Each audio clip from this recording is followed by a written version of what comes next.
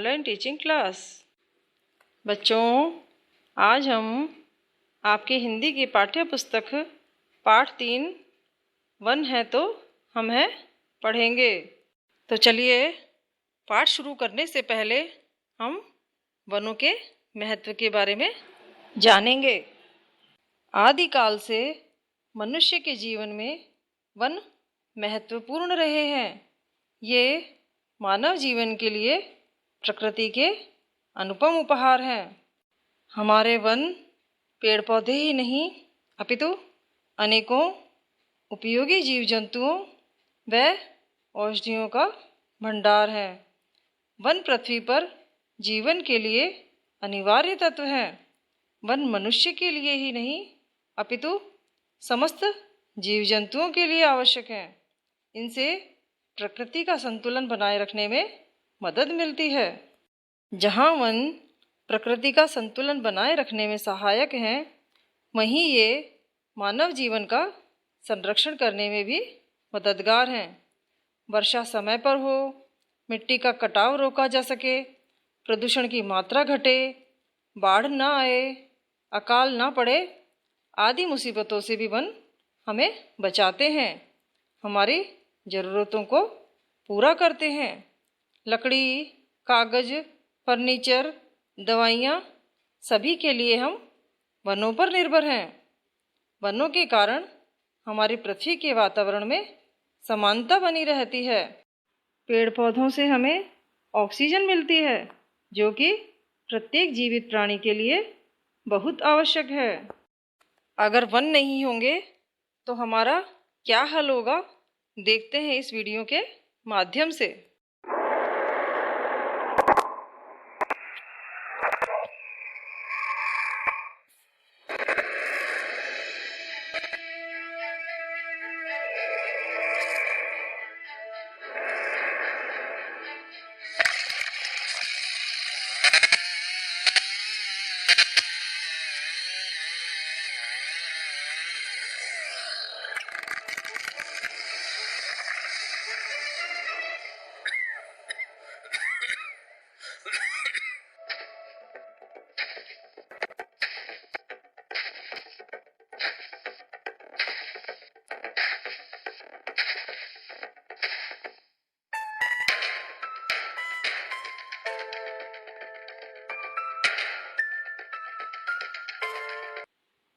तो देखा आपने बच्चों, अगर वन नहीं रहेंगे तो हमें ऑक्सीजन भी नहीं मिल पाएगी और हम सांस भी नहीं ले पाएंगे और हमें कई प्रकार की बीमारियां घेर लेंगी। इसीलिए वन संरक्षण करना आवश्यक है। तो चलिए, अब हम पाठ पढ़ना शुरू करते हैं। वनों का हमारे जीवन में अत्यंत महत्व है। हमारे पूर्वज इस बात को जानते थे, किंतु हम लोग वनों के महत्व को भूल बैठे हैं। प्रकृति का सच्चा रूप देखना हो तो वनों में जाइए। कहीं झरझर झरते झरने, तो कहीं कलकल करती नदियाँ, कहीं फल फूलों से लदे घने वृक्ष, तो कहीं वृक्षों पर चहकते रंग बिरंगे पक्षी, कहीं आसपास विचरते वन पशु, तो कहीं उनकी डरावनी दहाड़। सच में प्रकृति देवी की शोभा कितनी अद्भुत और अपार है, यह बात वन में जाने पर ही समझ में आती है। वन में पहुंचकर मन को वैसी ही शांति मिलती है जैसे बच्चे को माँ की गोद में। शायद इसीलिए तो पुराने ज़माने में ऋषियों के आश्रम और विद्यालय वनों में होते थे। राजा महाराजा अपने राजकुमारों को नगर से दूर बने उन विद्यालयों में पढ़ने भेजते थे। इतना ही नहीं, वे स्वयं भी राजपाट त्याग कर वन प्रवेश करते थे और वहाँ कुटी बनाकर शांति से रहते थे। वनों से हमारा संबंध युगों युगों से चला आ रहा है। हमारे पूर्वज वन में रहते थे।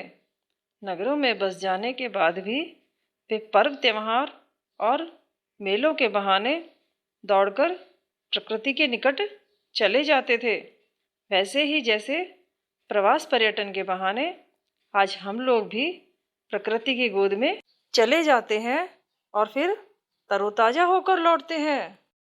वन हमारे राष्ट्र की संपत्ति हैं। प्रत्येक राज्य में जंगलों की देखरेख और रक्षा करने के लिए एक विभाग होता है जिसे वन विभाग कहते हैं। वनों का संरक्षण बहुत आवश्यक है। देखा गया है कि जंगलों के नष्ट हो जाने से वर्षा में कमी हो जाती है। वर्षा की कमी से खेती और पशु नष्ट हो जाते हैं। यदि हम चाहते हैं कि ठीक समय पर खूब वर्षा हो तो हमें जंगलों की रक्षा करनी होगी। जलवायु को ठीक रखने और प्रदूषण को रोकने के लिए भी वन संरक्षण आवश्यक है। वनों से हमें बहुमूल्य लकड़ियाँ और पदार्थ मिलते हैं। सागौन और शीशम की इमारती लकड़ियों से मकान और साज सामान मतलब सजावटी वस्तुएं बनते हैं। पेड़ों के पत्ते, छाल, फल, फूल, गोंद आदि भी तरह तरह के कामों में आते हैं। मुलायम लकड़ी की तीलियों से दिया सलाई बनती है। खैर के पेड़ से पान में खाने का कत्था मिलता है। बांस से टोकरियाँ, चटाइयाँ, चारपाइयाँ आदि बनती हैं। बांस का उपयोग कागज बनाने के लिए भी होता है। मध्य प्रदेश में बांस से अखबार का कागज तैयार किया जाता है।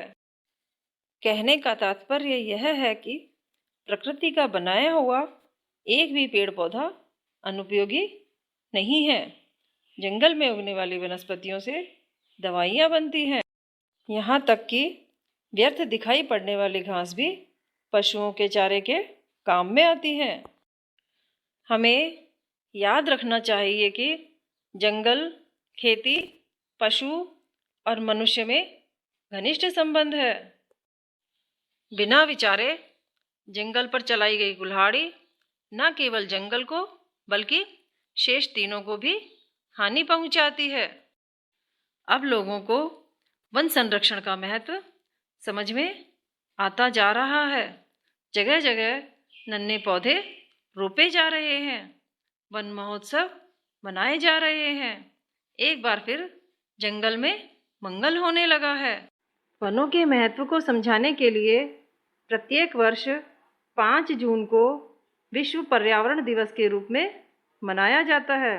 इस दिन जगह जगह नन्हे नन्हे पौधे रोपे जाते हैं। हमें भी प्रत्येक वर्ष एक पौधा अवश्य लगाना चाहिए। बच्चों, अब आपको इस पाठ को अच्छी तरह से पढ़ना है और साथ में दिए गए शब्दार्थ को याद करना है। धन्यवाद।